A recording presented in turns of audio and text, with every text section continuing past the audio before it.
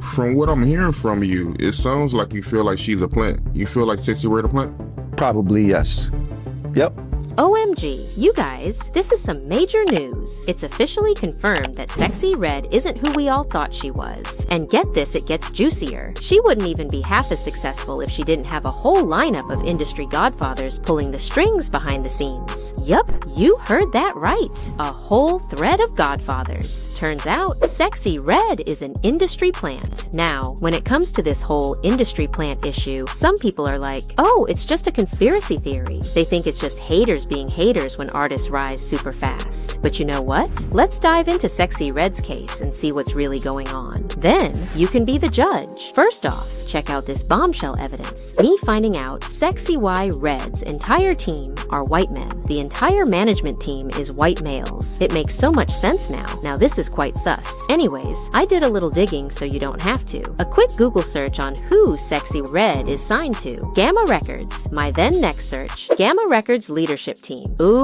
Yeah, all white. Not necessarily all male, but sure, all white. I didn't go into finer details, but there's some truth to this. Not the industry plant thing, but her management being predominantly white. Totally true. Here's where things start getting crazier. The hip-hop world is super convinced that Sexyy Red is an industry plant, and most of them are now boldly talking about it. One such person is rapper Lord Jamar, and here's what he had to say. From what I'm hearing from you, it sounds like you feel like she's a plant. You feel like Sexyy Red a plant? Probably yes. Yep.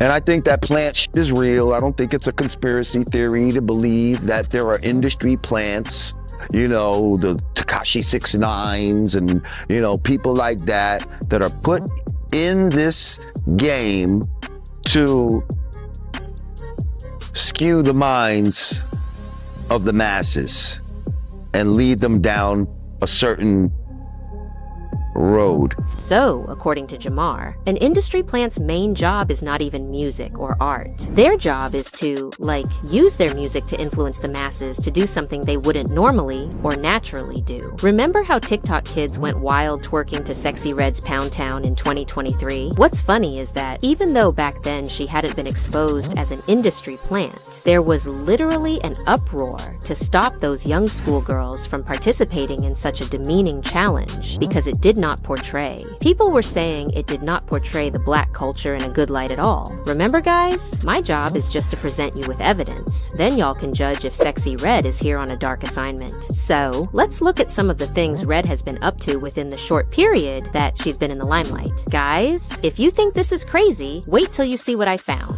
Here's a disturbing list I found online of every despicable, disturbing, and disgusting thing she has done to demean the black culture. Apparently, she has a video where she's pretending to give a white man a BJ, and she titles it, "Doing It for the Ancestors." Sick. She also tweeted that she doesn't have hair that looks like carpet, like other women. I also remember she suddenly had a job performing at WWE. She was also asked to perform at a majority black middle school. Suspicious. I'm not surprised. At one point she was selling lip glosses, and each gloss was named after a different stiicity. That girl is something else. The more I think about it, the more I realize how she's more popular. Why kids than adults? I gotta confess, guys, my life was a lot better before I found these. So basically, Sexyy Red is being awarded super lucrative deals, made to do controversial stuff, and get this, a lot of money is being pumped into marketing her as teenagers' most liked artist. But the catch? What she puts out there is literally X-rated adult content. Why do they want such content to pollute kids' minds? Anyways, back to Lord Jamar. He had even more deeply shocking and super horrific things to say. As y'all can already tell, being planted in the industry is not some badge of honor,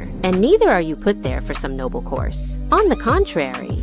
And I think that plant is real. I don't think it's a conspiracy theory to believe that there are industry plants, you know, the Tekashi 6ix9ines and, you know, people like that are put in this game to skew the minds of the masses and lead them down a certain road. And the road usually leads to some sort of self-destruction. Considering everything Sexyy Red has either been doing or saying, does it now make sense why her fellow artists believe she doesn't deserve the limelight she has? And even worse, that she's here on an agenda to demean Black people and Black culture.